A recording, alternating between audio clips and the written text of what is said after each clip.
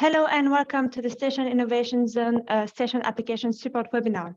I'm Agathe Parois. I'm the Accelerator Program Manager at Connected Places Catapult, and I will be your host today.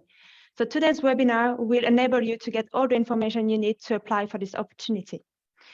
Please, next slide. So I'm just going to go run through the agenda first. So we are first going to start with Alan Peters, the Ecosystem Director at Connected Places Catapult, who is going to give an introduction of who we are at Connected Places Catapult and share more information and context behind this project. I will then introduce the program in more details and then pass over to the challenge sponsors at Networkware to present each challenge. I will then hand over to my colleague Clémence, who will introduce how the TESTBED works, and then I will give you more information about the application process. At the end of the session, we will have some time for Q&A. I just want to point out that this webinar is recorded and will be made available for you once the session is over. You can ask a question at any time during the webinar using the Q&A function. We will answer all the questions at the end. So I'm going to now hand over to my colleague, Alan. Thank you. Lovely. Thanks, Agathe. Good afternoon, everyone. So as Agathe says, I'm Alan Peters. I'm the Ecosystem Director for Rail and Stations at the Catapult. Of course, it might be useful to give a bit of background to the Catapult itself and the Catapult network for those not familiar. So they're all about accelerating innovation in the UK, all not-for-profits. We're part of the wider Innovate UK family. We've got 9 centres across 40 different locations, and they've all got slightly different focus areas. So the Connected Places Catapult, CPC, is the flavour looking at transport and the built environment and how those two elements connect. We really make sure that we try and grow the markets that we're interested in. Growing the pie is the phrase we use. We firmly believe in a cross-sector approach in almost everything we do. Importantly, we're measured by the success of those we work with. Hopefully that will come out in the course of this webinar as well. That is the approach.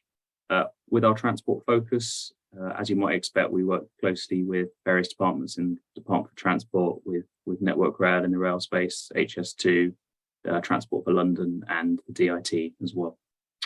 Next slide, please. So our strapline. We are the UK's innovation accelerator for cities, transport, and place leadership. And actually, you can break that down into 3 chunks, 3 functions of what we actually do. Connecting the market, making sure those in the market are talking and communicating effectively together, make sure they're aware of each other in some cases. Sparking ideas, creating new ideas, moving ideas from one industry into another. And then once you've got those ideas, ensuring that they've got the ability to reach commercial level, you can accelerate through trials. And so those 3 functions summarize all of the activities we do at the Catapult. Next slide, please. So a little outline on the Station Innovation Zone, SIZ. Really excitingly, we were able to launch this to the press release on Monday. Had a really fantastic response from the media. I think we're in something like 10, 12 different media outlets. And we're going to be launching this at Bristol Temple Meads. So what is it?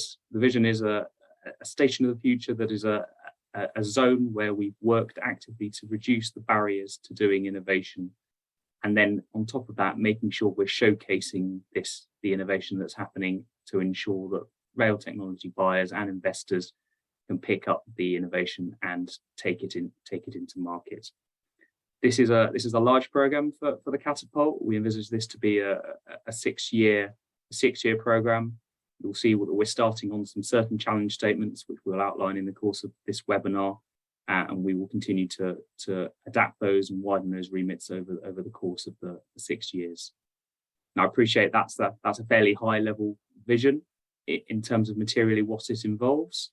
We want to work with Bristol Temple Meads in turning it into this hub, cluster of like-minded organisations and individuals who are passionate about improving rail transport through stations.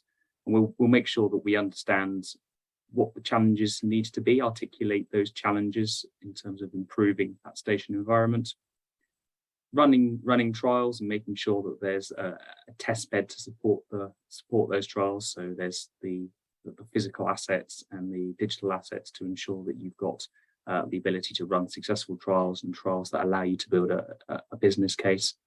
And then just as importantly, making sure that we then promote that work, disseminate that work, and ensure that if there is a successful trial, it can lead on to a commercial product. And really, that's the last box on the right here is what it's all about, the outcome box. So if we do this right, you get confidence for all rail technology buyers, not just in the UK, but we work internationally as well. Hopefully an introduction of new different approaches and new different innovative technologies. We make a real effort not to be technology led, but there will hopefully be some interesting technologies that come out to solve the problems that we identify. New collaborations and partnerships, and actually Catapult doesn't need to be necessarily involved in these, but the process of convening this ecosystem together, we would love to see new partnerships and collaborations formed as a result of that. A more diverse supply chain, companies that perhaps weren't in the rail space previously, but have got a lot to offer. Perhaps they're in the digital space, not quite sure how to get into rail. Perhaps they're put off by, let's say, procurement, or perhaps the challenges around access. Would love to get some of those types of organisations involved through this program as well. And then last but not least, to see a real notable acceleration of SME growth, to ensure that we've actually got, you can point to where we've actually allowed SMEs to get to market quicker than they would have done otherwise. So that's the outcome of the project. Next slide, please.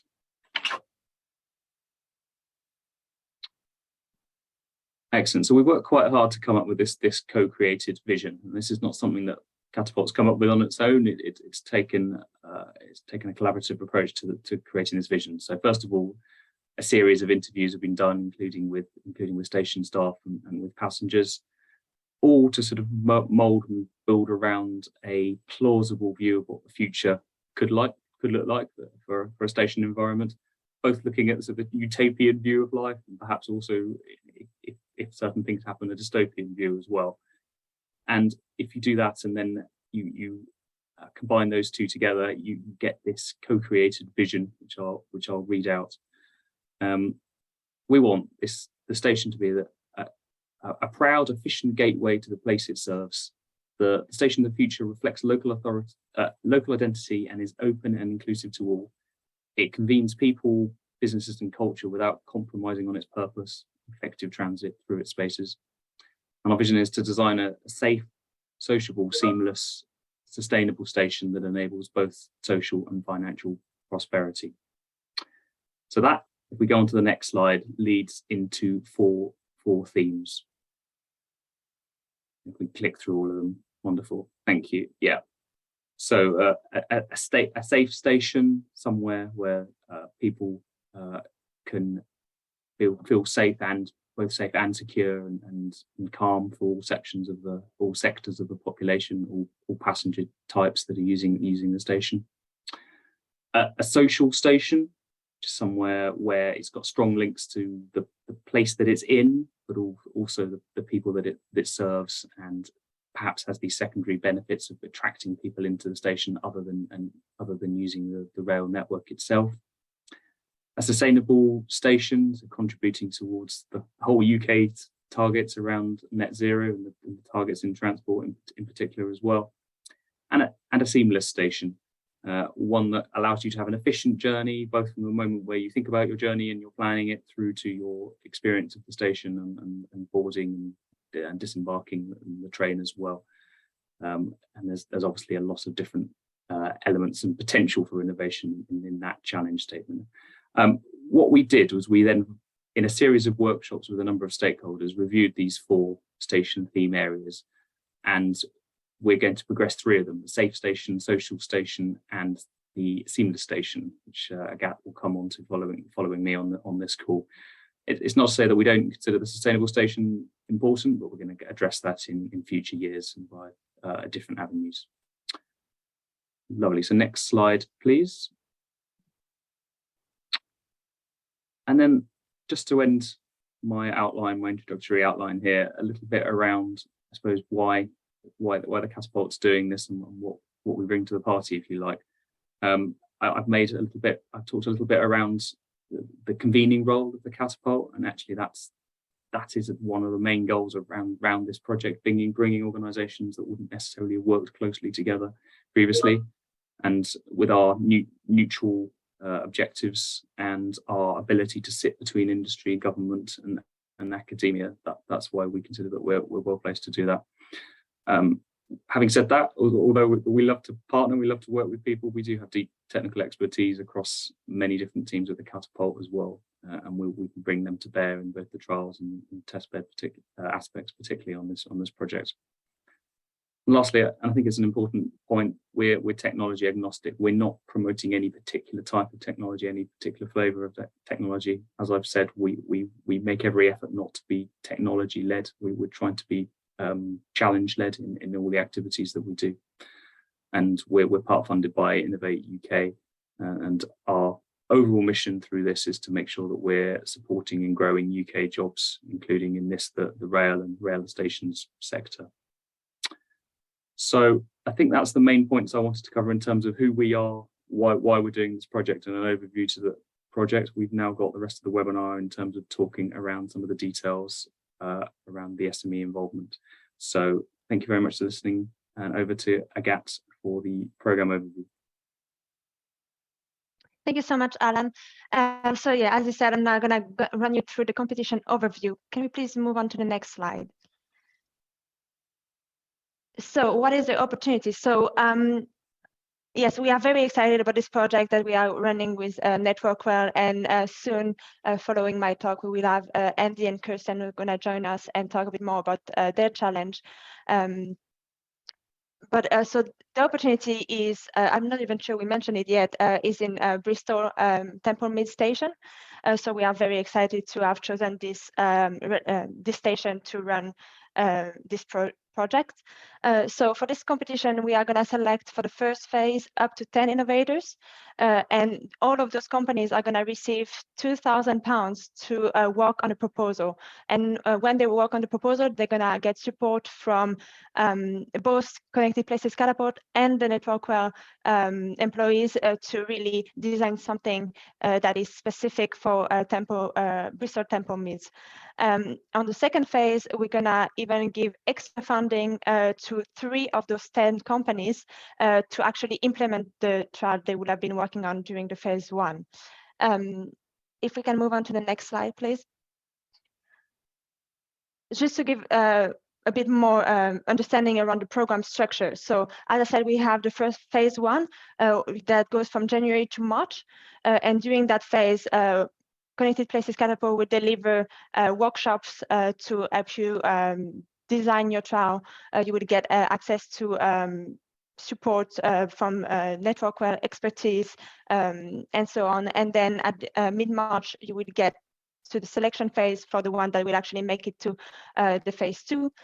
So during that phase, you will even get more business coaching, progress checking, business development support, deployment support. And the idea is to have a big event as well, where you can showcase your solution. I just want to say, for the one that won't make it to the phase 2, they still get a lot from being part of the phase 1. So obviously they get design and technical support. So that could be user design, data support, expertise, intro to the people from the industry. They get also access to station stakeholders, and sometimes it might happen that your trial is not selected for this year, but it doesn't mean that as this project is going to go on for several years, we might just keep on working with you to make your trial happen later in the next few years. So I'm just going to move on to the next slide, please. So yeah, it's just to recap why you should apply. So funding opportunities, as I said, you will receive £2,000 to write your proposal, and then you will get further funding if you are selected to go to phase 2. You will get coaching from us and from NetworkWell. You will get technical and testbed supports, and you will also get to showcase your solution. So there's a lot you can gain from being part of this project, and we really hope to see your application coming through in the next few weeks. But I'm now going to hand over to Andy Rose from NetworkWell, who is going to present the station, and is also going to present the SAFE challenge. Thank you very much.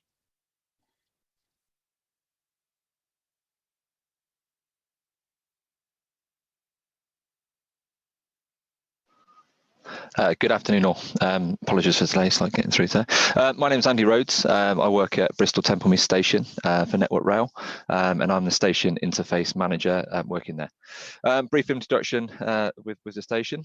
So the original part of the station dates back to 1840. It's Brunel's original station. We've got various other parts of that then that sort of come on a bit later. The main train shed or the front of the station, you can see in a picture there, sort of come along in the 1870s. And then some of our outlying platforms were then sort of built and commissioned 1930. The whole entire station is a grade 1 listed. So from that, it brings in with its own complexities. And it is currently of architectural significance for the area. Pre-COVID wise, for passenger footfall numbers, we sort of hovered around this sort of mid to late 11 million. Sort of roughly about 1.5 million of those were interchanging passengers. So those that stayed on the those that stayed on the station themselves, and then a vast majority of those sort of moving on to other areas within Bristol. Station provides challenges as it originally wasn't built for the current volume that we currently have. We've got lots of narrow stairways and currently lack of lifts and escalators. So it's a little bit of a challenge sort of moving people around that we've got going on at the moment. And also throughout, well, especially the last couple of years and going forward into the future, we've got significant works going on at the station. We've got a complete roof replacement scheme going on. We've got a complete rewire scheme as well. And there will be some other additional schemes going forward, as well as interlink into the wider development of Temple Quarter. That's a brief overview of the station itself. Next slide, please. So one of the challenges, my challenge as a challenge sponsor would be the safe station. So next slide, please. And so a safe station, how might we enhance safety at the station through improved station operations? A couple of things to look at for that one: improving access to relevant information to enable improved safety, emerging technologies to improve station maintenance and reduce tension between station maintenance and station operations, and also the use of data to improve safety, maintenance, and again, operations. It's about making the station users feel comfortable and confident while they're at our station. And to be able to do that, the information you give them needs to be reliable and safe. And we've got to have a lot of confidence in that information. So for me, that's kind of an overview from that.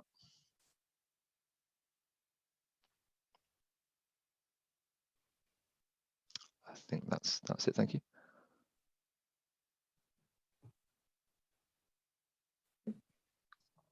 Kat, can you move on to the next slide, please? Hi there. My name's Kirsten Jury. I'm the Interim Industry Programme Director for the Bristol Temple Quarter area, working for Network Rail. And I'm the sponsor, I think we're saying, for the Social Station Challenge.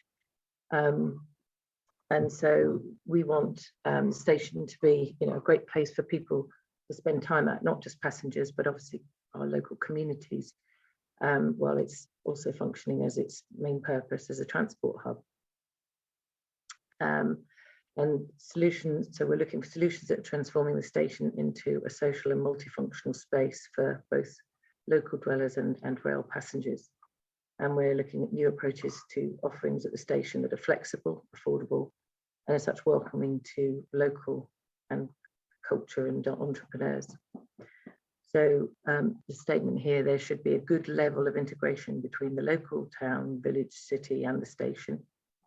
It might be an office, a room that the community could use, or an art gallery. And as we're talking about Bristol Temple Mead Station, what we know is going to be happening around us is the regeneration of the Bristol Temple Quarter area, which is an area of 130 hectares, where we're expecting to create 10,000 new homes and 22,000 new jobs. And the station sits sort of plumb in the middle of that. And so it's really important that we understand what that might bring in terms of challenge and how the station could serve that, those new communities that might be coming to the area. And phase one of that will introduce 3 new station entrances, including the which obviously complement the existing station. So we really want to focus on how do we make the station a destination, and how will it serve not only the passengers but the community, and how can we potentially sort of have non-profit making uses but also commercial uses that can help sustain perhaps those more community-based uses. So that sets the social challenge, and we can then look at the next slide, please. Thank you, Kirsten. And I'm going to step in for Susan Evans today, who is the head of station and passenger experience. She's unfortunately not feeling very well, so I've said I will cover her part and I'll do my best. But she's here online, so if you ask any questions, she will be able to reply to you. But so the seamless station. So this comes from the fact that passenger satisfaction at station is derived from a number of areas, but one big pain point for the customers is that negatively impact the station experience is poor wayfinding and difficulty in navigating the station to find the facilities or platform they need.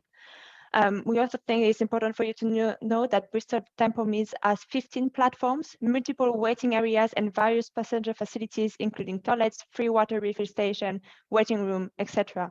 But many passengers either don't know these things exist or they can't find them.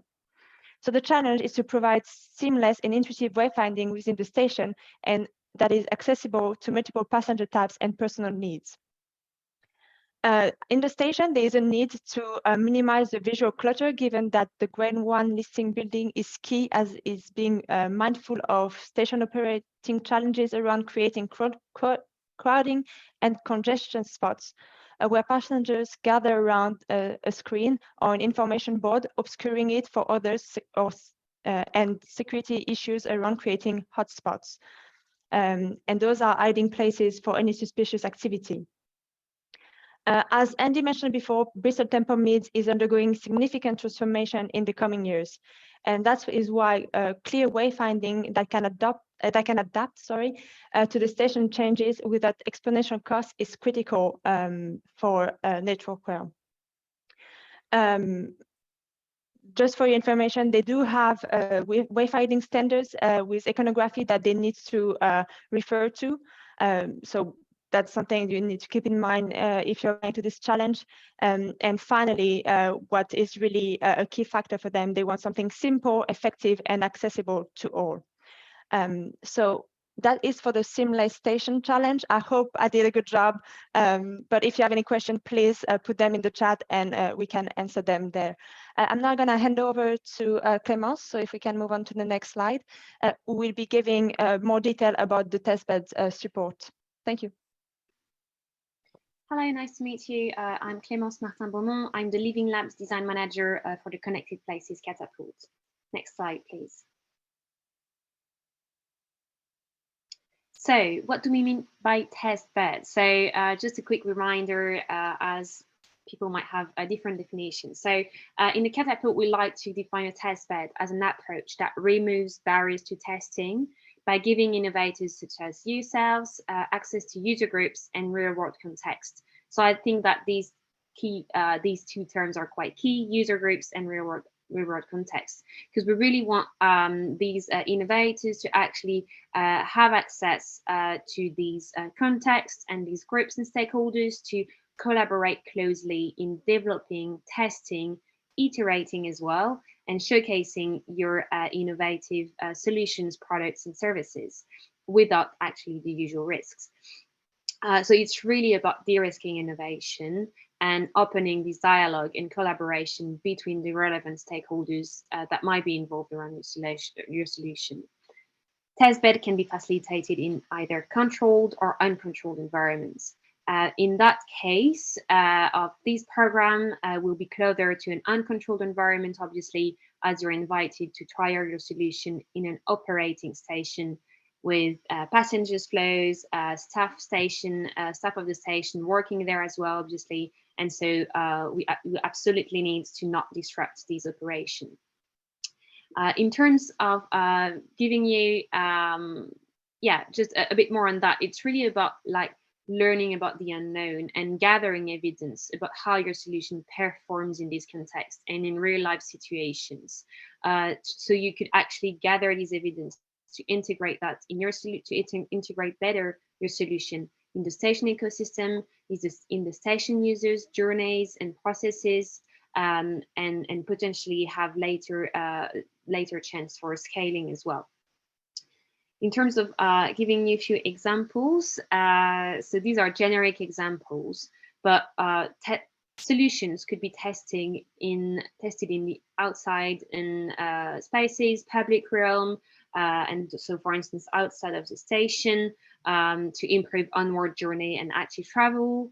You could also test your solution inside the station with station users. So when we say station users, that can be the staff in the station, obviously the passengers, but also other station visitors. And you could test either in a specific area in the station. So for instance, platforms in the subway, under the platform and connecting the platform, or around the main concourse. These will be defined actually with the station staff. Or you could also test your solution on the go. For instance, if you would have an app that could be used by staff members to support their work, or by passengers as well. A last example would be that you could deploy your solution in one other space of the station. As we mentioned around the social challenge, the station is also fulfilling another function of like retail and activities for the local community. So you could, for instance, test your solution if it's related to that in one of the empty spaces or nearby spaces of the station to test this offer and see how it's compelling to visitors and to local dwellers as well. So these are a few examples, but obviously this is not comprehensive, and we're looking forward to see what are your solutions. Next slide, please. In terms of TESTBED mindset, so something quite key, when joining this TESTBED opportunity, we want innovators to be willing to learn. The TESTBED is really an opportunity to trial innovative and ambitious ideas in real life settings and gather these insights and this feedback to actually iterate on your solution. So it's really like a safe space for learning and iterating. So hence why we like all the stakeholders taking part in these TESTBEDs to be ambitious in the way that if you're testing and if it's about learning, we want you to test things that you're not sure about. Obviously, if you're just testing things that you've been trialing before or that you're sure about, that you wouldn't need to test potentially. But here we need you to gather new evidence on how your solution performs in these contexts and to make sure it integrates well in these rail context and station context and within the processes as well of the station staff. So be ambitious in that. Open-minded, so it's really about making discoveries, so gathering, being open to gather unexpected feedback, analyze those and integrate those in your solution development as well, and be flexible. So flexible first because you're working in an operating station and you will be closely collaborating with station staff to see how to adapt your plan and your trial plan to the local context and operating constraints, and flexible as well because when trialing, we'll always have surprises on the way, things that we don't exactly expect, and so you'll have to adapt and pivot quickly with our help and the help of the station. Next slide, please.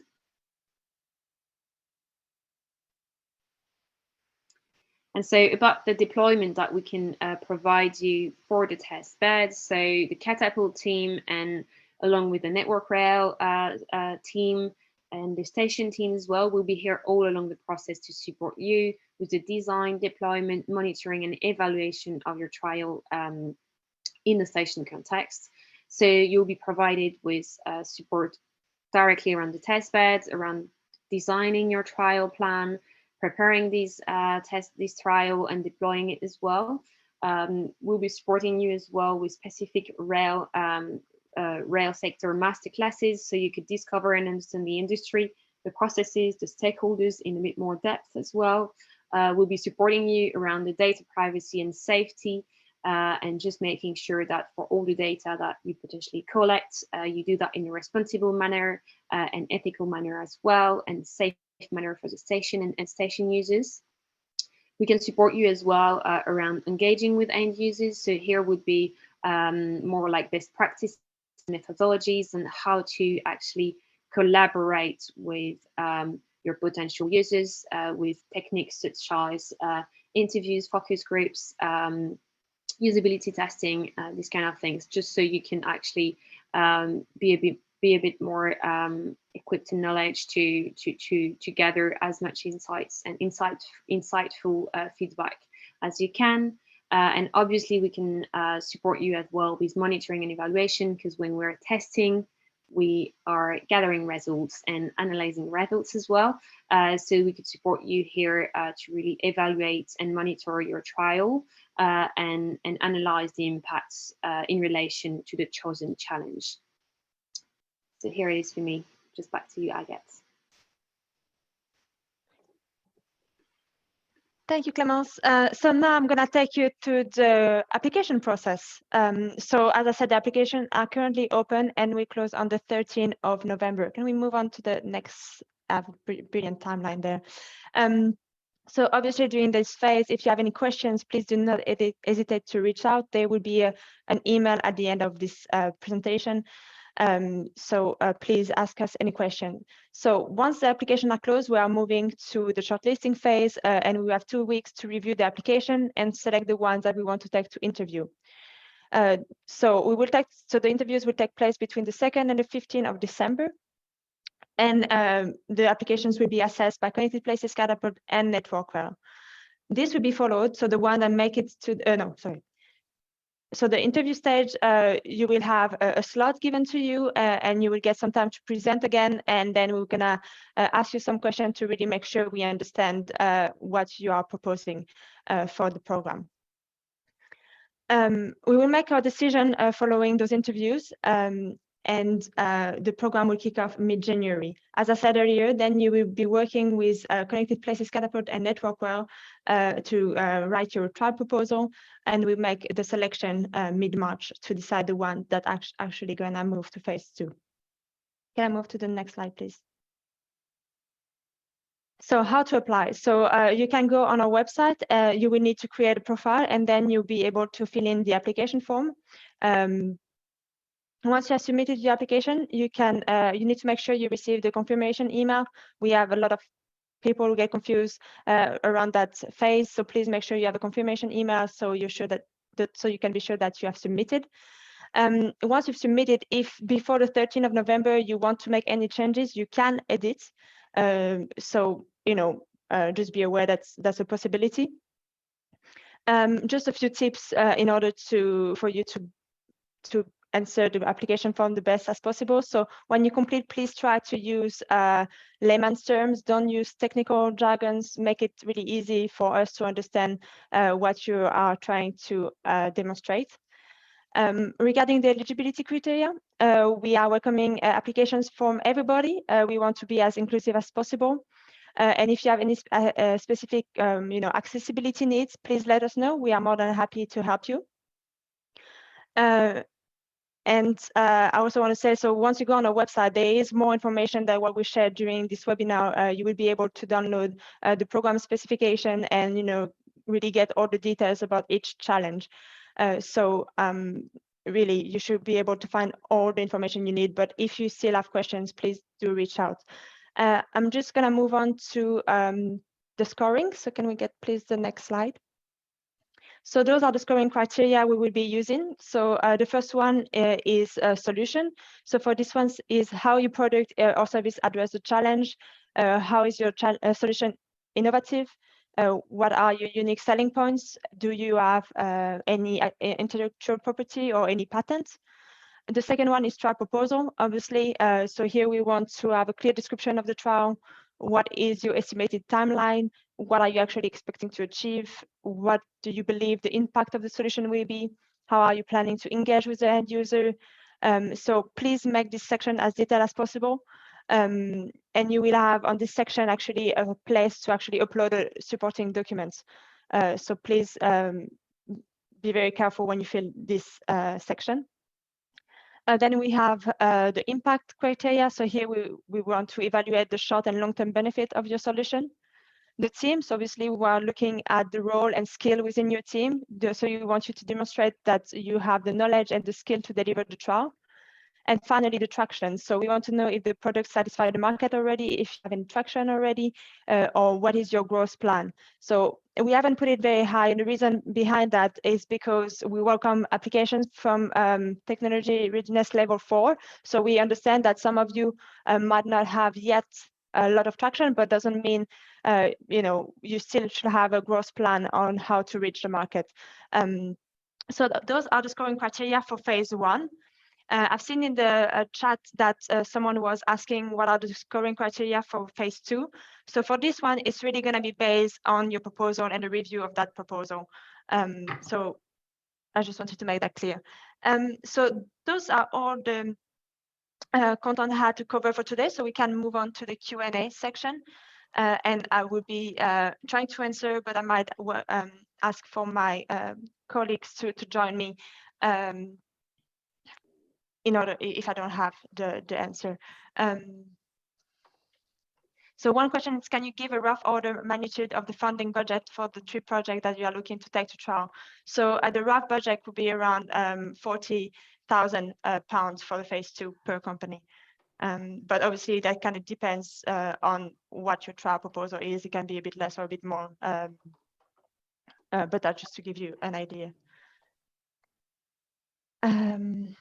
Is this purely limited to small SMEs?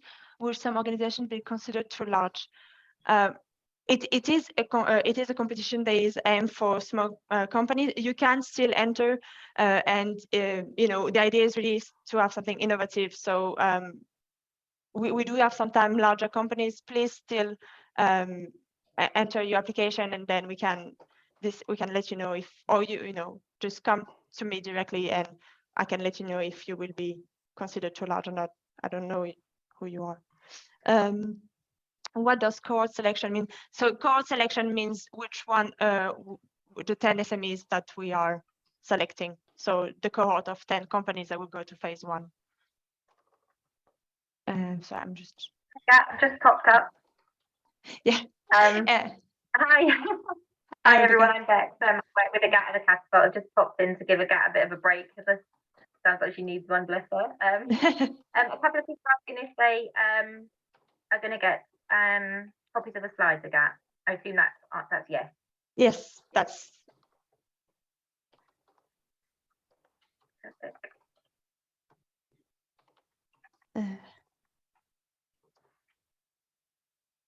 We have a question from Hugh.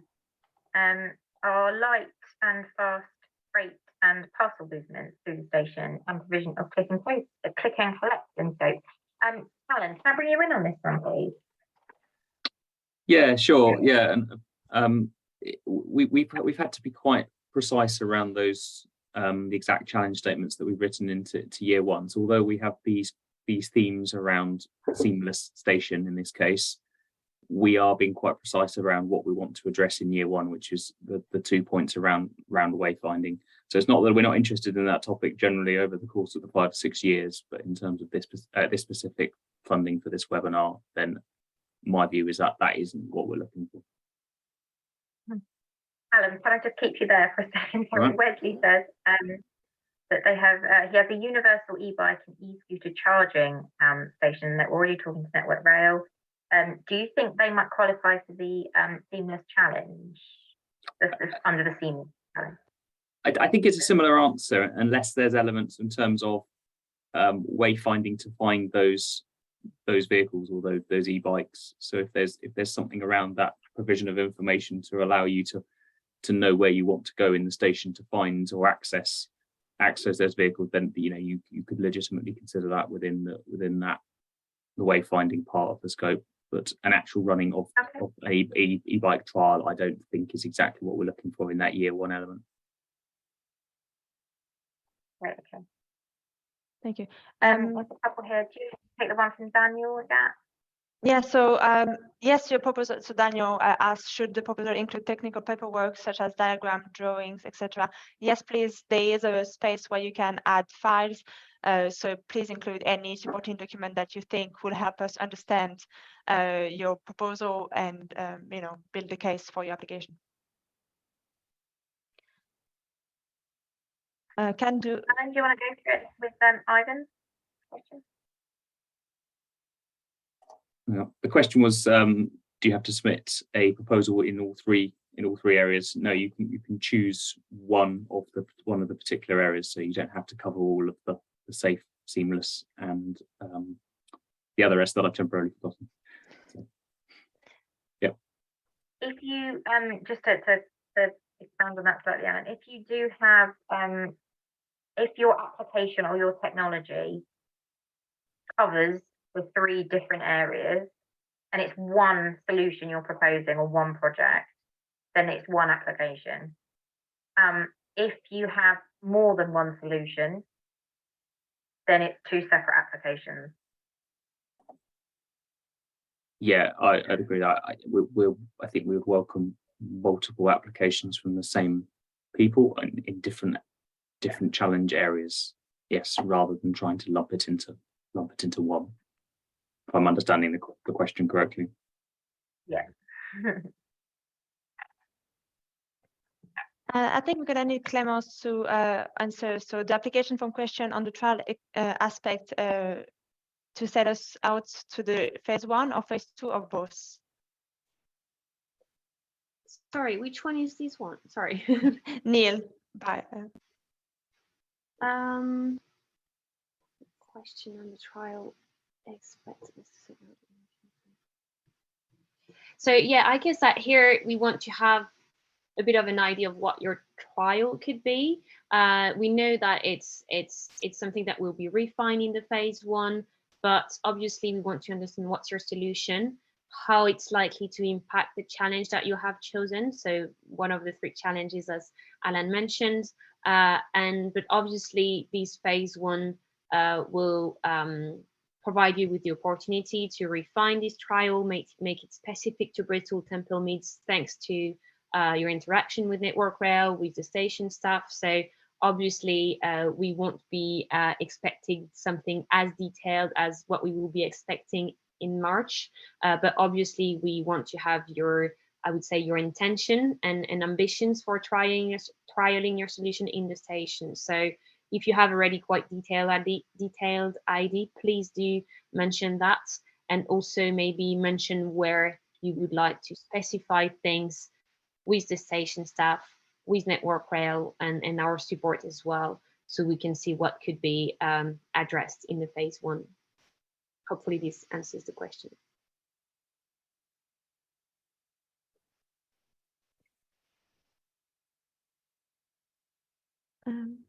I don't think we have any other questions. I'm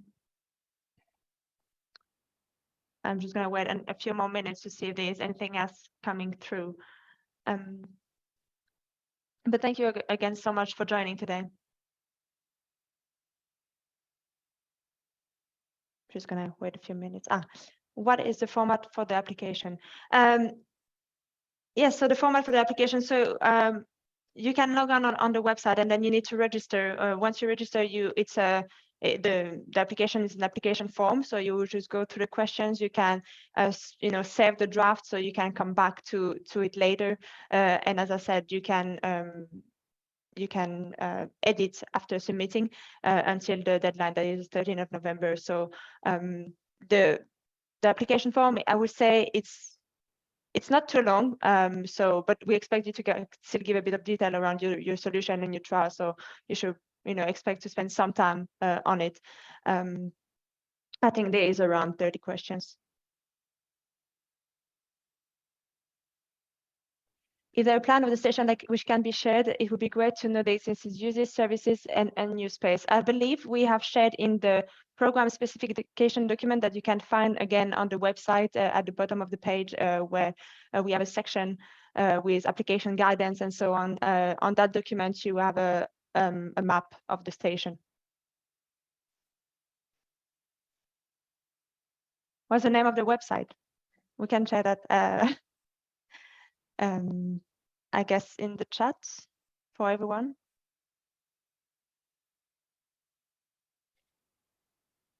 Can the university be involved in the team and be funded? Rebecca, do you want to take this one? Can a university be funded? It was my understanding that they could be. They can be. They have to have a UK registered address, a business address. Yes, but they as long as they sort of meet the TRL requirements, because the universities typically it's more on the research side. But as long as you have something that is ready to trial, then absolutely. Thank you. I just think that previously I've seen a question asking the criteria for the 3 SMEs to be selected at the end of the phase 2. So all the details of this will be shared in the phase 1, but I can already say that we'll be looking at the innovation of the solution again, and how much it's actually matching with the challenges in the station. We'll be looking at the feasibility of your plan, and specifically for this first year, if it can be deployed, and the trial can be started and to be deployed in the next 4 months, so between April and July. And we'll be looking at the impact on the challenge, obviously, and the likely and expected impacts on the challenge, and if we can measure some results relatively quickly in this testing period, obviously. So these are the key things I can already share.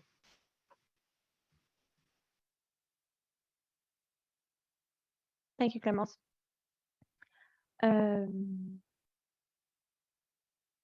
Oh, it's a really good question from Ian about existing infrastructure that's available in the station that participants might be able to access. So I don't know if either Alan, have you've been to the station, haven't you? Obviously, you won't know all of the infrastructure. Andy, maybe. We do have Andy from the station. I guess I it's just a case of kind of what the requirements are. And it's perhaps a question either for Network Rail or for Clements from the TESTBED sign, or we can take away some of these specific requests for can we have X, a bit of a clarification rather than trying to answer it on the live.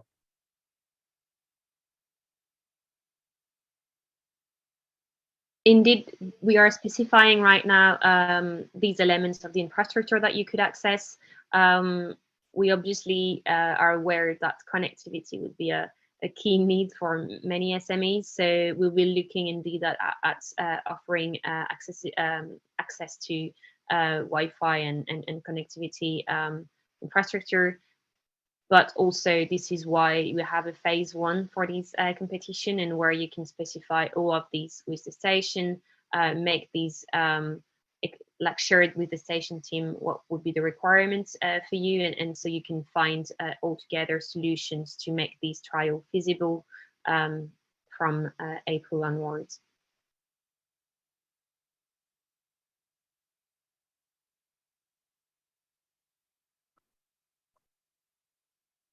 Thank you, Clémence. Is 5G available in the station? I guess I'm gonna have to ask someone from the station to answer this one.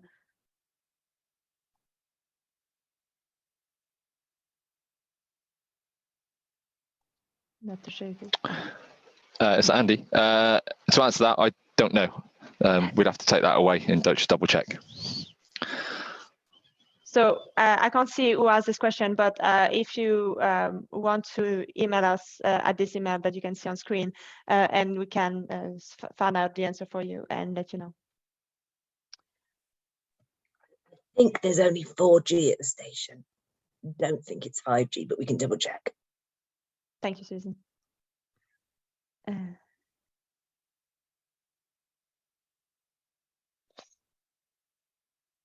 Are the beam or scan models available at this of the station?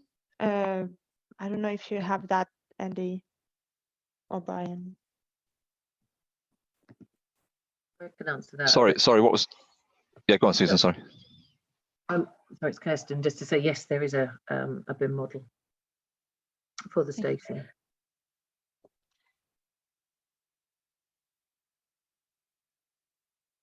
Interesting Someone is points telling being us made that they there. are in Temple Meads Yeah. and they have 5G. So apparently you have 5G, guys.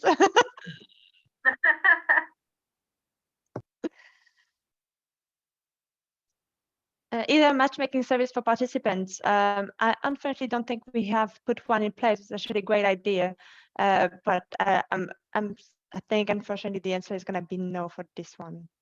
But it's a great suggestion, and we might take that away and actually try to maybe do something around that for future years.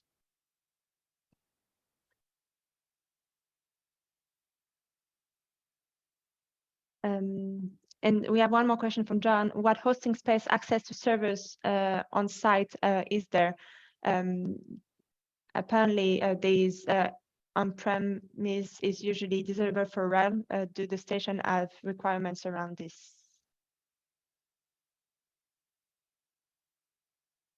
I'm gonna need someone from the station. I do not know the answer to that.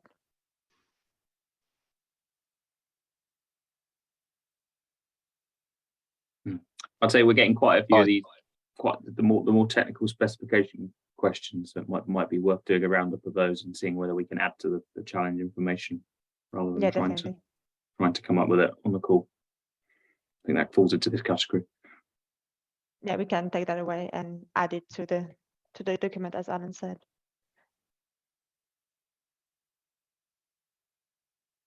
Don't think we have any more questions. Again, this recording will be made available. So normally, if you join the session today, you will receive an email either later today or on Monday with the link to watch the recording, and or there will be also a link to actually go on the website and submit your application.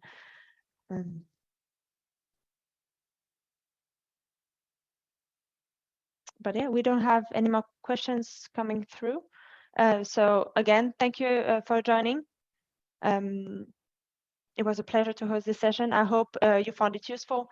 Please don't hesitate to reach out if you have any other questions that come to your mind while you fill in the application. And we hope to see your applications coming in the next few weeks. Thank you very much.